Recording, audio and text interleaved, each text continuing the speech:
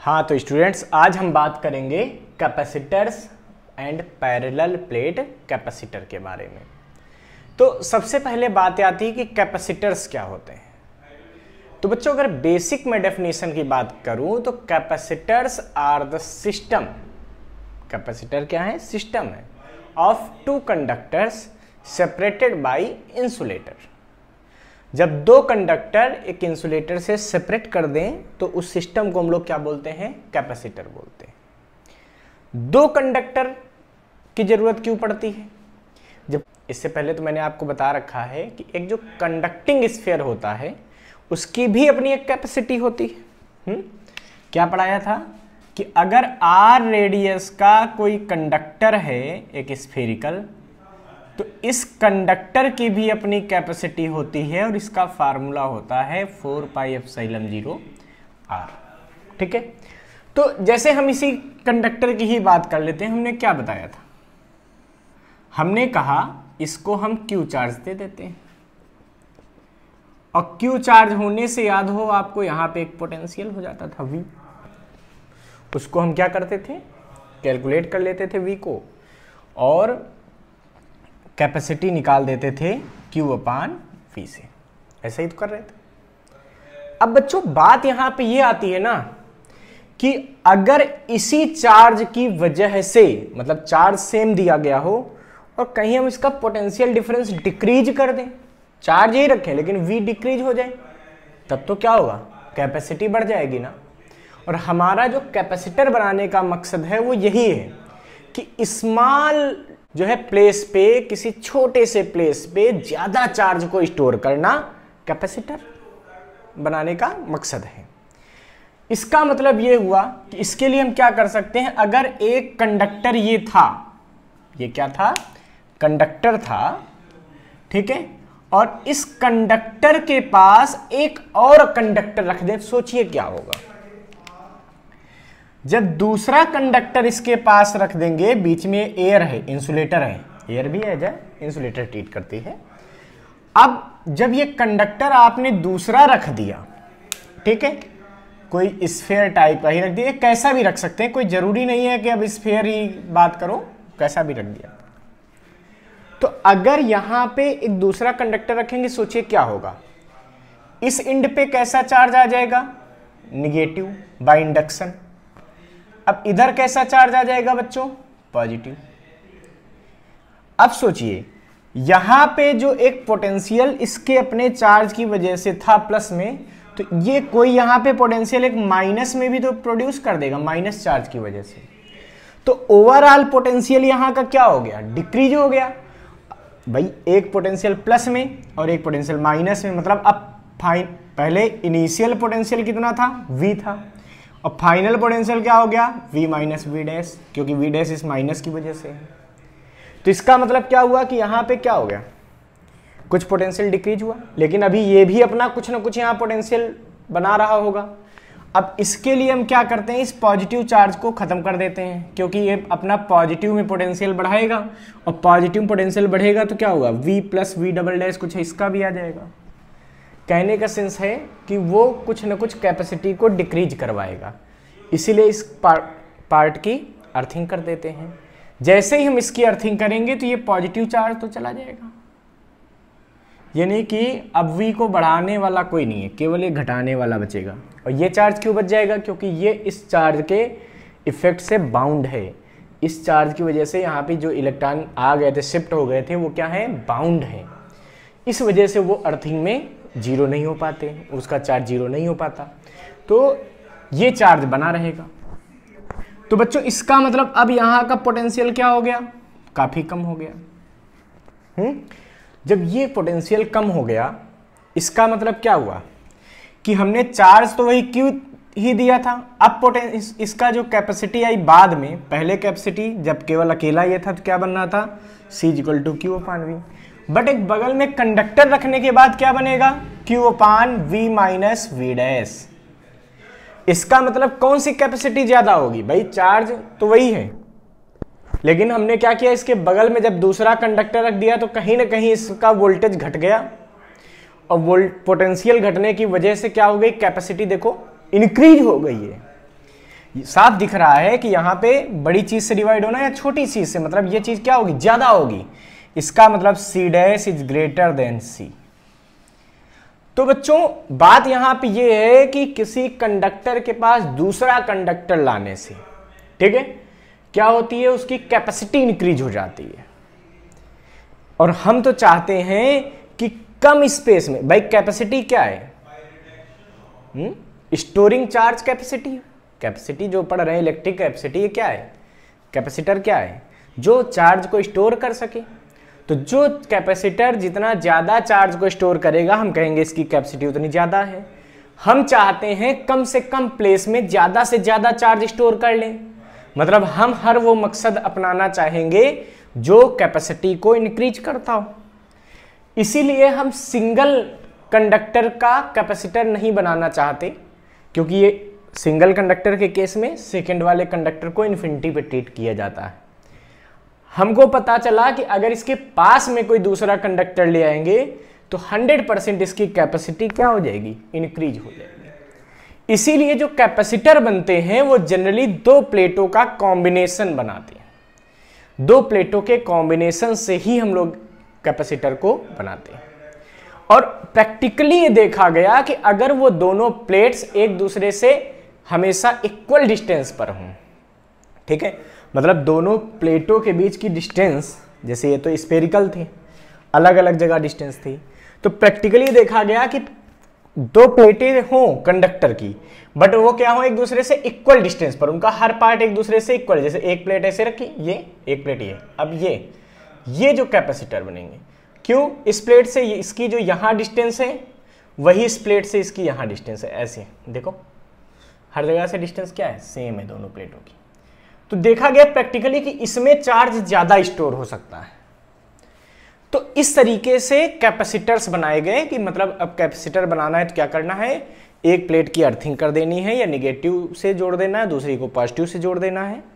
मतलब दो तरीके, या तो कैपेसिटर की एक प्लेट को निगेटिव एंड से बैटरी के या सेल के और एक इनको पॉजिटिव एंड से जोड़ दीजिए, या फिर एक कैपेसिटर की एक प्लेट को पॉजिटिव चार्ज दे दीजिए, दूसरी प्लेट की अर्थिंग कर दीजिए। तो दोनों ही केस में कैपेसिटी मैक्सिमम होती है।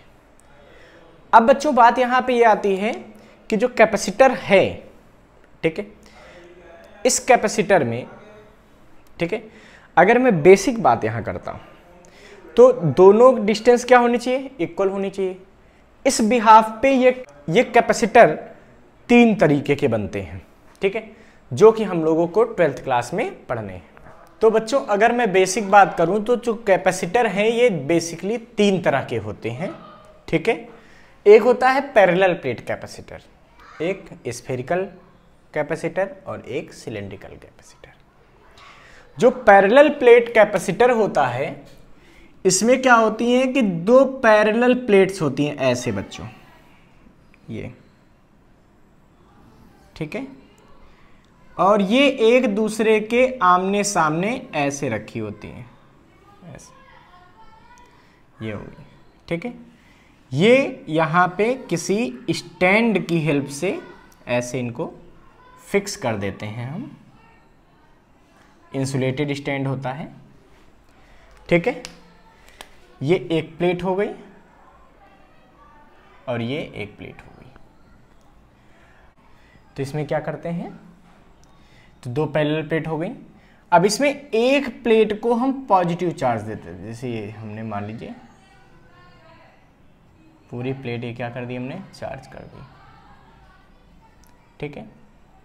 तो दूसरी प्लेट पर इंडक्शन से निगेटिव चार्ज आता है और इस प्लेट के आउटर सरफेस पर, ठीक है, और इस प्लेट के आउटर सरफेस बाहर की तरफ इधर पॉजिटिव चार्ज आ जाता है, क्योंकि ये प्लेट किसकी होती हैं, कंडक्टर की, और ये जुड़े किससे हैं, इंसुलेटर से। बाहर वाले पॉजिटिव चार्ज को खत्म करने के लिए हम क्या कर देते हैं, इसकी अर्थिंग कर देते हैं। जैसे ही हम अर्थिंग करेंगे क्या होगा बच्चों, अर्थिंग करने से इसका ये पॉजिटिव चार्ज क्या हो जाता है, खत्म हो जाता है।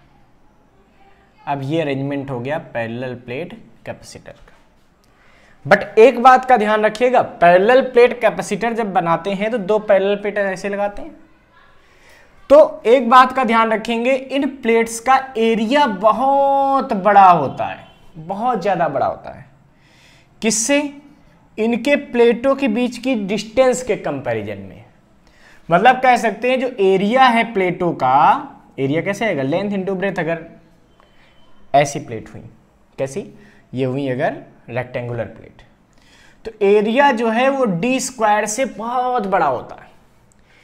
तो हम कह सकते हैं कि पैरेलल प्लेट कैपेसिटर कुछ ऐसा दिखेगा, दो प्लेट इस तरह से ऐसे, और ये दोनों प्लेट एक दूसरे के बहुत पास होंगी। मीन इनका जो एरिया है, इनके बीच की डिस्टेंस के स्क्वायर से बहुत ज़्यादा बड़ा होना चाहिए। इसका मतलब ये हुआ कि जैसे इनके बीच की डिस्टेंस मिलीमीटर्स में कर दो, कुछ मिलीमीटर में। अब ये बन गया बढ़िया सा पैरेलल प्लेट कैपेसिटर। अच्छा, पैरेलल प्लेट कैपेसिटर में ये जरूरी नहीं है कि रेक्टेंगुलर ही प्लेट यूज करें। आप चाहें तो दो डिस्क टाइप की सर्कुलर डिस्क यूज कर सकते हैं ऐसे, ये भी तो पैरेलल प्लेट कैपेसिटर बन जाएगा। इसमें भी वही काम कर सकते हैं। ये इंसुलेटेड स्टैंड में इसको फिक्स कर दीजिए, ठीक है। एक को पॉजिटिव चार्ज दे दीजिए, दूसरी प्लेट पर इंडक्शन से अंदर की साइड क्या होगा? निगेटिव चार्ज जाएगा। इसकी आउटर साइड अपने आप क्या हो जाएगा? ये यहाँ पे पॉजिटिव चार्ज डेवलप हो जाएगा। इस पॉजिटिव चार्ज को ख़त्म करने के लिए इसकी क्या करेंगे? हम अर्थिंग कर देंगे। बस अब ये बढ़िया कैपेसिटर तैयार हो गया। अब ये पॉजिटिव चार्ज हो गया, ख़त्म।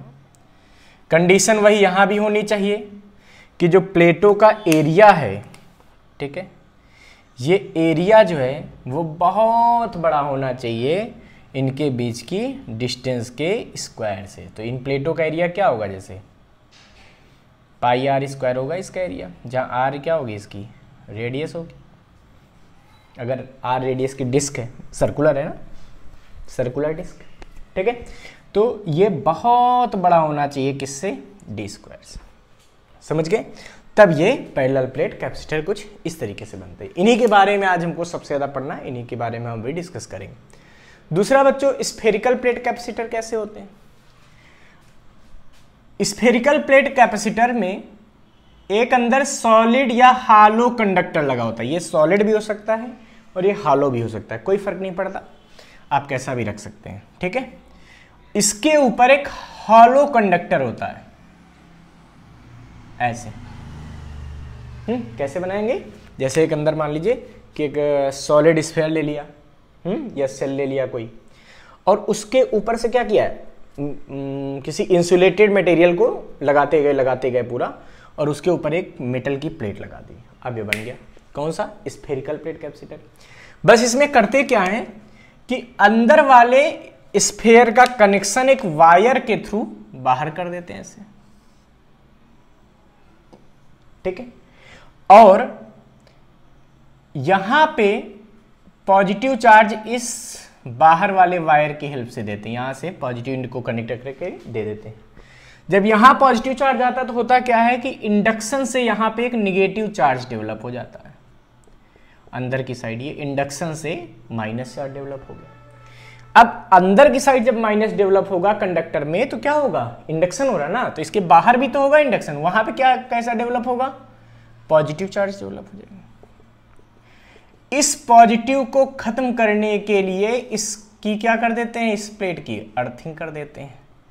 तो ये पॉजिटिव चार्ज क्या हो जाता है? खत्म हो जाता है। अब ये बन गया स्फेरिकल प्लेट कैपेसिटर। मतलब स्फेरिकल प्लेट कैपेसिटर में एक अंदर स्फेरिकल शेप में कोई ऑब्जेक्ट होता है, कंडक्टर होता है, ठीक है, और एक उसके बाहर हॉलो कंडक्टर होता है, ठीक है। दोनों एक दूसरे से कोसेंट्रिक होते हैं, तो ये कहलाता है स्फेरिकल प्लेट कैपेसिटर। अब एक आता है बच्चों सिलिंड्रिकल प्लेट कैपेसिटर। ये कैसे बनता है? इसमें क्या होता है कि एक हॉलो या सॉलिड सिलेंडर होता है। वही बात है, आपको पता है कंडक्टर में चार्ज तो हमेशा कहाँ जाता है? सरफेस पर जाता है, तो फर्क नहीं पड़ता कि आप हॉलो बनाते हैं या सॉलिड बनाते हैं। ये एक कंडक्टर, इसके कोएक्सियल में, मतलब सेम एक्सिस पे एक दूसरा सिलेंडर होता है बड़ा सा, ये ऐसा,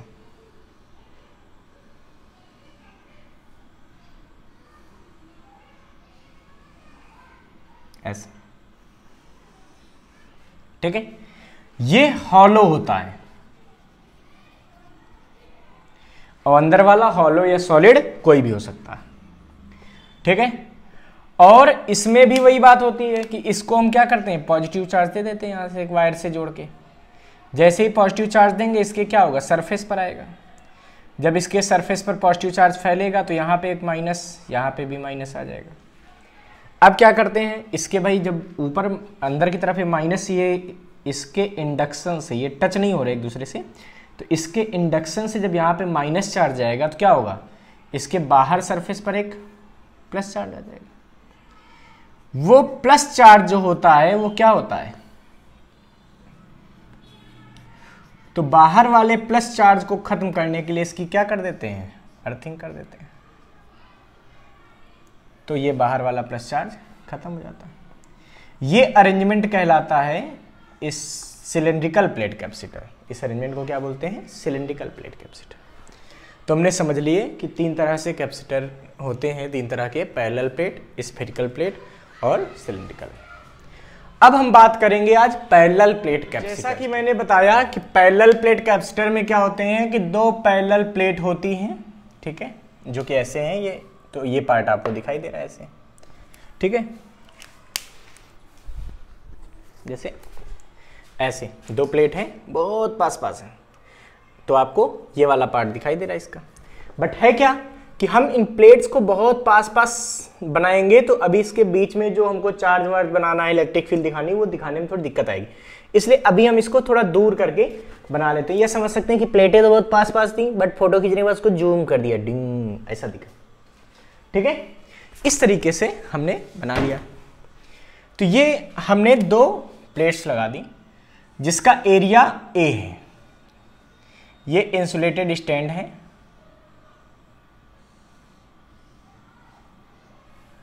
ठीक है, ये क्या है, इंसुलेटेड स्टैंड, जिसकी हेल्प से इन प्लेट्स को ऐसे फिक्स किया गया, वरना हवा में तो रुकेंगे नहीं, छोड़ दोगे गिर जाएंगे, तो उसके लिए क्या करना है, स्टैंड से फिक्स कर देना है। यहां से हमने इसको एक पॉजिटिव चार्ज दिया, इस प्लेट को, इस प्लेट को क्या करेंगे, एक पॉजिटिव चार्ज देंगे, ठीक है। और इस प्लेट पे कैसा चार्ज आ जाएगा बच्चों, इधर निगेटिव चार्ज आ जाएगा। अच्छा, इसके बाहर वाली प्लेट पे क्या होगा, भाई इसमें पॉजिटिव दिया तो इंडक्शन से इस पे निगेटिव आया है। जब इंडक्शन पे इस पे निगेटिव चार्ज आ गया तो क्या होगा, इसके बाहर की तरफ यहां पे एक पॉजिटिव चार्ज डेवलप हो जाएगा। और ये जो पॉजिटिव चार्ज डेवलप होगा उसको खत्म करने के लिए हम क्या करेंगे, यहां से बच्चों अर्थिंग कर देंगे। उस अर्थिंग की वजह से ये चार्ज बाहर वाला खत्म हो जाता है। अब अंदर वाला क्यों नहीं खत्म हुआ, तो मैंने पहले ही बता दिया, क्योंकि ये इससे बाउंड है, इसके फोर्स की वजह से इलेक्ट्रॉन यहाँ फिक्स हो गए, वो नहीं जाएंगे उधर, क्योंकि ये खींच रहा उनको, समझ गए। तो इस तरीके से ये पैरेलल प्लेट कैपेसिटर तैयार हो गया। अब इसकी हमको कैपेसिटी फाइंड करनी है। हमने मान लिया कि इन प्लेट्स का जो एरिया है वो क्या है, A है, इसकी प्लेट्स का एरिया A है, इसकी प्लेटों के बीच की जो डिस्टेंस है वो क्या है, D है। और सबसे बड़ी बात है कि एरिया बहुत ज्यादा है in comparison to distance between the plates. It means area is greater than D square. This is the necessary condition, ये इसकी नेसेसरी कंडीशन। हमने मान लिया कि यहां वाली प्लेट को हमने +Q चार्ज दिया था, जिसकी वजह से इंडक्शन से यहां पे -Q चार्ज आ गया था, और इस तरीके से ये अरेंजमेंट तैयार हो गया। अब बच्चों हमको ये समझना चाहिए कि हमको निकालनी है capacity of parallel plate capacitor, और हम ये जानते हैं कि कैपेसिटी का फार्मूला क्या होता है, C = कैपेसिटी ऑफ कैपेसिटर। ये होता है C = Q/V। तो देखिए Q चार्ज तो आपने दे दिया, अब आपको यह निकालना है कि ये चार्ज देने से इसमें कितना पोटेंशियल डिफरेंस प्रोड्यूस हुआ। तो बच्चों इसके लिए हम क्या करेंगे, हम पहले यहां पे इलेक्ट्रिक फील्ड फाइंड कर लेंगे, इन दोनों प्लेट के बीच में इलेक्ट्रिक फील्ड फाइंड कर लेंगे। अब इस पॉइंट के लिए ये दोनों प्लेट इनफाइनाइट सेपरेशन की तरह ट्रीट होंगी। क्यों? क्योंकि एरिया बहुत ज्यादा है डी स्क्वायर से, इसका मतलब ये प्लेट बहुत बड़ी है और ये पॉइंट उसके बिल्कुल पास में है। जब पास में है तो इसका मतलब ये इस पॉइंट के लिए ये इनफाइनाइट सेपरेशन की तरह ट्रीट होगी। हमको पता है कि इस पॉइंट पर एक तो इलेक्ट्रिक फील्ड ये पॉजिटिव प्लेट प्रोड्यूस करेगी, वो मान लेते हैं कितनी होगी, E1। ये क्यों आई? ड्यू टू पॉजिटिव प्लेट आई इलेक्ट्रिक फील्ड। एक इलेक्ट्रिक फील्ड ये निगेटिव प्लेट प्रोड्यूस करेगी, ये क्या होगी, ये होगी E2। तो जो नेट इलेक्ट्रिक फील्ड यहां पे आएगी वो क्या होगी सोचिए। तो जो नेट इलेक्ट्रिक फील्ड होगी यहां पे, ठीक है, net electric field intensity at between plates कितनी होगी भैया, ये दोनों इलेक्ट्रिक फील्ड ऐड हो जाएंगे। क्यों? क्योंकि प्लस की वजह से इलेक्ट्रिक फील्ड बाहर, तो E1 प्लस की वजह से थी ना, तो बाहर आउटसाइड इधर बन गई, और माइनस की वजह से इलेक्ट्रिक फील्ड इनसाइड अंदर, तो ये वाली E2 क्या हो गई, अंदर की तरफ बन गई। इसीलिए इसका सीधा सा मतलब ये हुआ कि जो यहां पे नेट इलेक्ट्रिक फील्ड आएगी वो किसके बराबर होगी, E1 प्लस E2 के। अब बात यहां पे आती कि E1 और E2 कितनी होंगी। तो भाई आपको पता है इनफाइनाइट सेपरेशन की अगर कोई प्लेट होती है, ठीक है, इनफाइनाइट तक ये फैली हुई होती है प्लेट, तो इसकी वजह से इलेक्ट्रिक फील्ड का फार्मूला क्या होता है। तो पहली प्लेट की वजह से इलेक्ट्रिक फील्ड यहां पे क्या होगी सोचिए, तो होती थी सिग्मा अपान 2 एप्सिलॉन 0। सिग्मा क्या होता था, सरफेस चार्ज डेंसिटी, जिसकी वैल्यू होती थी Q अपान A। तो यहां पे पुट कर देंगे तो E1 कितना आएगा, Q upon A into 2 epsilon 0, यह आएगा E1। सिमिलरली अगर यहां पे E2 फाइंड करोगे तो वो भी तो यही आएगा, Q अपान 2A एप्सिलॉन 0, मतलब net electric field. So net electric field क्या हो जाएगी, E1 प्लस E2, इसका मतलब Q upon 2A epsilon 0 plus Q upon 2A epsilon 0। It means E हमारे पास आ जाएगा Q upon A epsilon 0। This is the electric field intensity between the plates. हमको चाहिए बच्चों पोटेंशियल डिफरेंस। तो हमने तो पढ़ रखा है कि भाई यहां पे अगर इलेक्ट्रिक फील्ड क्या है, यूनिफॉर्म है, अगर तो यूनिफॉर्म तो है ही, हर जगह इलेक्ट्रिक फील्ड क्या होगी, एक जैसी होगी, क्योंकि वो डिस्टेंस पर डिपेंड करती नहीं इनफाइनाइट सेपरेशन वाली प्लेट पर। जो इनफाइनाइट सेपरेटेड प्लेट होती है उसकी वजह से इंटेंसिटी उसके पास में डिस्टेंस पर डिपेंड नहीं करती, मतलब जो इलेक्ट्रिक फील्ड यहाँ वही यहाँ वही यहाँ वही यहाँ, तो यहां से यहां तक इलेक्ट्रिक फील्ड लगभग क्या है, अप्रॉक्स यूनिफॉर्म है, जिसकी वजह से यहां पे पोटेंशियल डिफरेंस अगर हमको लेना है तो पोटेंशियल डिफरेंस कितना आएगा, क्या लिखेंगे, पोटेंशियल डिफरेंस बिटवीन प्लेट्स, ये कितना आएगा भैया, तो V इज इक्वल टू हो जाएगा E इंटू डी। हमने क्या पढ़ा रखा है आपको याद कीजिए, हमने आपको पढ़ाया था E is equal to minus का dV अपान dx, पढ़ाया था E is equal to minus का dV अपान dx, ये पढ़ा था आपने, वहां पे देखिए पोटेंशियल ग्रेडियंट में। अगर नहीं याद आ रहा है तो YouTube पे टाइप कीजिए potential gradient by Gaurav Mishra, आपको ये मिल जाएगा। तो E is equal to minus का dV अपान dx, इसका मतलब dV इज इक्वल टू कितना आ जाता है, E dx। मैंने आपको समझाया था कि जो माइनस साइन है वो केवल ये बताता है कि इलेक्ट्रिक फील्ड की डायरेक्शन में आगे जाने पर पोटेंशियल घटता है, तो उसकी तो कोई बात नहीं माइनस साइन की, यानी कि पोटेंशियल डिफरेंस बराबर E और इंटू डी एक्स, मतलब दोनों के बीच की डिस्टेंस, दो पॉइंट के बीच की डिस्टेंस। तो यहाँ पे दोनों प्लेट के बीच की डिस्टेंस ले लेंगे, क्योंकि हमको यहाँ पे दोनों प्लेट के बीच पोटेंशियल डिफरेंस बताना है, तो यहाँ पे दोनों प्लेट के बीच की डिस्टेंस से इलेक्ट्रिक फील्ड को मल्टीप्लाई करेंगे। इसका मतलब V इक्वल टू आ गया E इंटू डी। तो जब v इक्वल टू आ गया e इंटू डी, तो अब देखिए क्या होगा, इधर लिख लें बच्चों, e इक्वल टू कितना आएगा e, तो e देखिए आपने कितना निकाला है, e कहां निकाला है, ये निकाला है, e आया है q अपान a एप्सिलॉन 0। इसका मतलब आ जाएगा q upon a epsilon 0 into D. This is the potential difference produced due two plus q charge. जब ये पोटेंशियल डिफरेंस आ गया, इसका मतलब हुआ कि अगर हम यहां पे कैपेसिटी निकालेंगे तो कितनी निकलेगी कैपेसिटी, C इक्वल टू क्या आएगा Q upon V, C equal to क्या आएगा Q अपान V। इसका मतलब ये हुआ कि C इक्वल टू क्या आ गया, देखिए Q, तो Q की वैल्यू पुट करेंगे तो Q तो ऐसे ही है Q अपान V, V की वैल्यू पुट कीजिए यहां पे, तो भाई जब V की वैल्यू पुट करेंगे तो क्या मिलेगा Q D upon A epsilon not. यहां पे Q से Q को कैंसिल कर देंगे तो C बराबर आ जाएगा A एप्सिलॉन 0 अपान D। तो कैपेसिटी कितनी आ गई, A एप्सिलॉन 0 अपान D। तो capacity of parallel plate capacitor हमको मिल गई, C equal to A epsilon 0 upon D। इसको आप पहले नोट कर लीजिए बच्चों फटाफट। तो बच्चों यहां से हम लोगों ने देख लिया कि जो कैपेसिटी है पैरेलल प्लेट कैपेसिटर की वो क्या आ गई है, C equal to epsilon 0 A upon D। अब ऐसा सोचो कि अगर इन प्लेट्स के बीच कोई डाइलेक्ट्रिक सब्सटेंस भरा हुआ हो, मान लीजिए वाटर फिल कर दें या कोई और डाइलेक्ट्रिक सब्सटेंस फिल कर दें, ऐसा तो डाइलेक्ट्रिक सब्सटेंस फिल होगा तो आपको पता है उसका कुछ डाइलेक्ट्रिक कांस्टेंट होता है, के क्या है dielectric constant.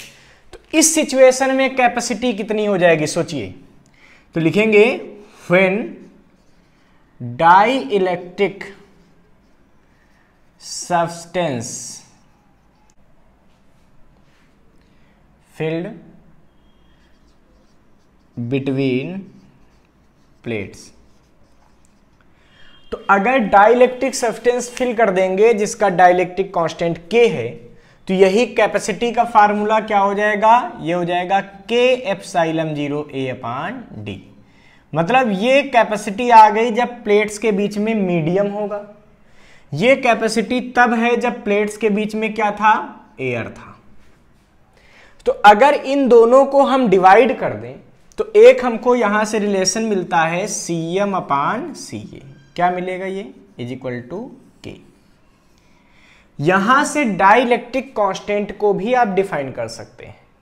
Dielectric constant of a medium is defined as the ratio of capacity of capacitor when this medium is placed between the plates and capacity of that capacitor when air is placed between plates। तो क्या कह सकते हैं कि dielectric constant parallel plate capacitor की substance को भरने के बाद कैपेसिटी और उसकी एयर जब प्लेटों के बीच एयर थी वो उस कैपेसिटी के रेशियो के बराबर होता है। तो ये रिलेशन आपके लिए इंपॉर्टेंट है। सबसे बड़ी बात यहां से पता चलती है बच्चों, न्यूमेरिकली यहां से पता चलता है, क्योंकि K हमेशा 1 से बड़ा होता है, K मिनिमम होता है एयर के लिए और फिर मैक्सिमम होता है इन्फिनाइट कंडक्टर के लिए। बाकी सबके लिए K 1 से ग्रेटर होता है, जैसे वाटर के लिए T1 होता है, अलग अलग चीजों के लिए अलग अलग होता है, बट 1 से ग्रेटर होता है। तो जब K 1 से ग्रेटर होता है तो Cm is greater then Ca। देखिए यहां से क्या लिख सकते हैं, Cm upon Ca is greater then 1, so Cm is greater then Ca। इसका मतलब ये हुआ कि किसी पैरेलल प्लेट कैपेसिटर की कैपेसिटी उसके बीच कोई भी दूसरा मीडियम लाने से बढ़ जाती है। मतलब एयर है तो मिनिमम कैपेसिटी होगी, उसके बीच कोई भी मीडियम ले आइए, ठीक है, चाहे भले ही उसके बीच पानी भर दीजिए कैपेसिटर की प्लेटों के बीच, या पेपर भर दीजिए, या आप कुछ भी भर दीजिए, तो वहां पे क्या होगा, उसकी कैपेसिटी इंक्रीज हो जाएगी। चाहे आप माइका भर दीजिए, कुछ भी भर दीजिए, तो उसकी कैपेसिटी क्या होगी, इंक्रीज हो जाएगी। इस बात को ध्यान में रखिएगा। हटा दे इसको। तो अब आपसे कोई पूछ सकता है कि पैरेलल प्लेट कैपेसिटर की कैपेसिटी किन किन फैक्टर्स पे डिपेंड करती है। तो डिपेंडेंसी हम देखते हैं।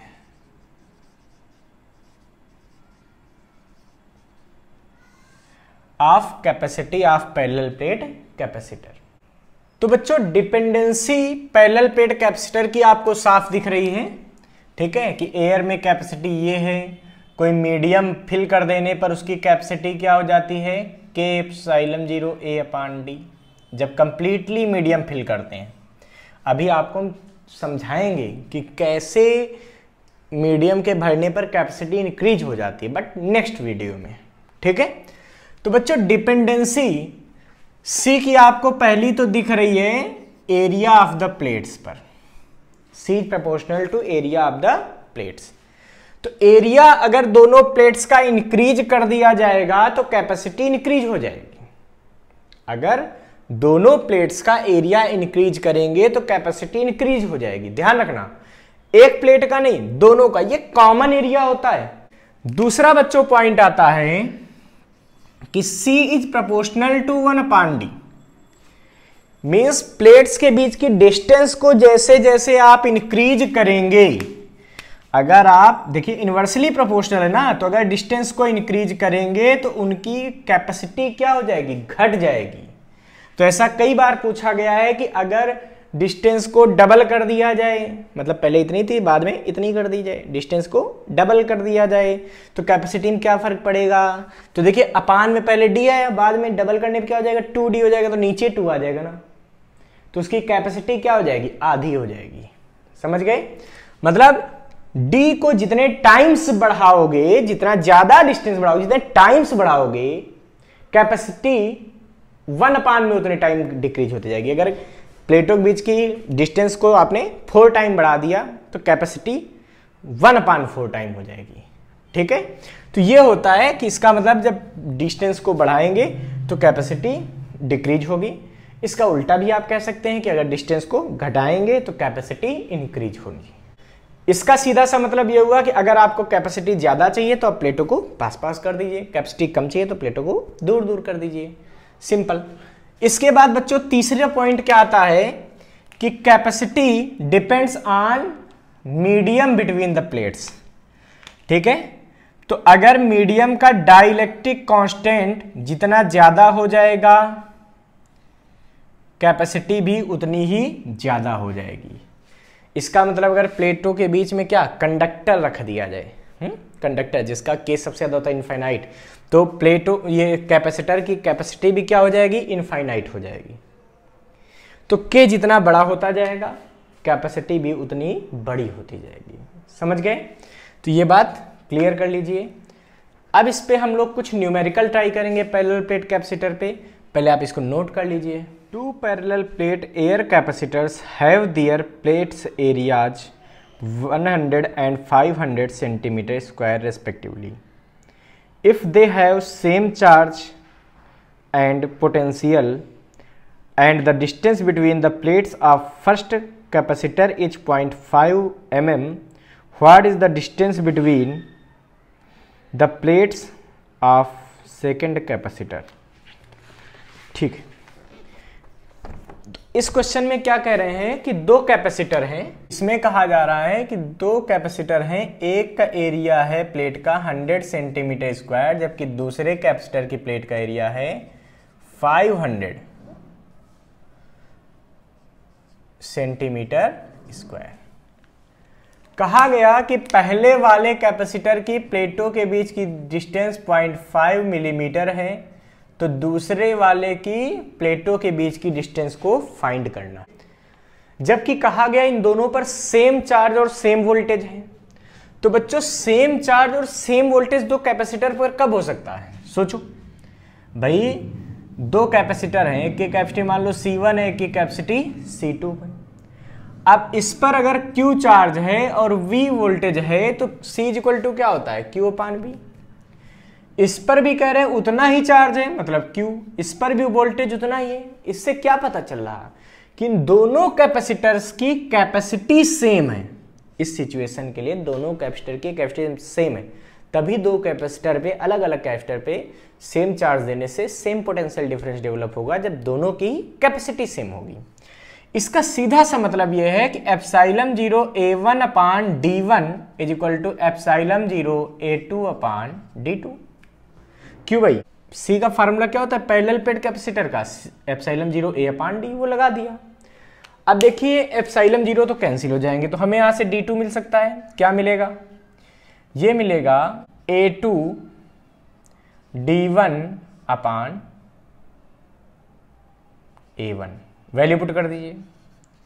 A2 500, देखिए सेंटीमीटर स्क्वायर में रखा है, D1 तो D को भी फिर सेंटीमीटर में चेंज कर लो, तो क्या आएगा 0.05 सेंटीमीटर। भाई 10 से डिवाइड कर लिया सेंटीमीटर बनाने के लिए मिलीमीटर को, तो ये क्या आएगा 0.05 अपान A1।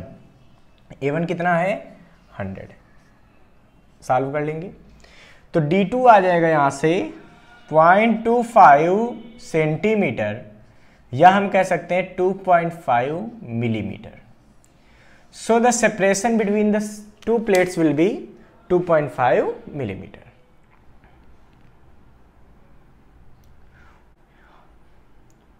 What distance should the two plates each of area 0.2 into 0.1 meter square of an air capacitor be placed in order to have same capacitance as spherical conductor of radius 0.5? तो देखिए बच्चों, इस प्रश्न में कहा जा रहा कि एक ऐसा कैपेसिटर बनाना है जिसका एरिया 0.2 इंटू 0.1 मीटर स्क्वायर होगा और उसके प्लेटों के बीच की डिस्टेंस हमको नहीं पता, मतलब एक ये कैपेसिटर बना देना है। और राज की बात यह है कि आपको यहाँ पे एरिया दे दिया और आपसे कहा प्लेटों के बीच की डिस्टेंस को फाइंड कीजिए, जबकि इस कैपेसिटर की कैपेसिटी इस किसी स्फेयर की कैपेसिटी के बराबर हो, जबकि स्फेयर की रेडियस आपको दिया है 0.5 मीटर। तो भाई हम क्या करेंगे, हम इस कैपेसिटर की कैपेसिटी को, मींस पैरेलल प्लेट कैपेसिटर की कैपेसिटी को स्फेयर की कैपेसिटी के बराबर कर देंगे और वहां से डिस्टेंस पता चल जाएगी। तो क्या होगा इस सिचुएशन में, इस प्लेट की कैपेसिटी, इस कैपेसिटर की कैपेसिटी कितनी आएगी एप्सिलॉन 0 A अपान D। इसकी कैपेसिटी कितनी आएगी, यह आएगी 4 पाई एप्सिलॉन 0 A। होती है ना स्फीयर की कैपेसिटी 4 पाई एप्सिलॉन 0 A। अब ये दोनों क्वेश्चन के अकॉर्डिंग क्या होनी चाहिए, इक्वल होनी चाहिए। इसका मतलब epsilon 0 A upon D is equal to 4 pi epsilon 0 A। तो भाई एप्सिलॉन 0 से एप्सिलॉन 0 कैंसिल हो जाएगा, तो हमारे पास D की वैल्यू मिल जाएगी। D की वैल्यू क्या आएगी, A अपान 4 पाई A। चलिए वैल्यू पुट कर देते हैं। A देखिए 0.2 इंटू 0.1 मतलब 0.02 अपान 4 3.14 इंटू A। A कितना है देखिए यहाँ पे 0.5। ठीक है, अब आप इसको सॉल्व कर लीजिए। तो जब आप इसको सॉल्व करेंगे तो वैल्यू 3.18 मिलीमीटर आएगी। कितनी आएगी 3.18 मिलीमीटर। ये हमारा आंसर हो जाएगा। तो इस तरह से ये क्वेश्चन सॉल्व हो गया। अब बच्चों हमारे चैनल पर अच्छी थ्योरी और अच्छे डेरिवेशन और न्यूमेरिकल्स के लिए जुड़े रहिए। Thank you.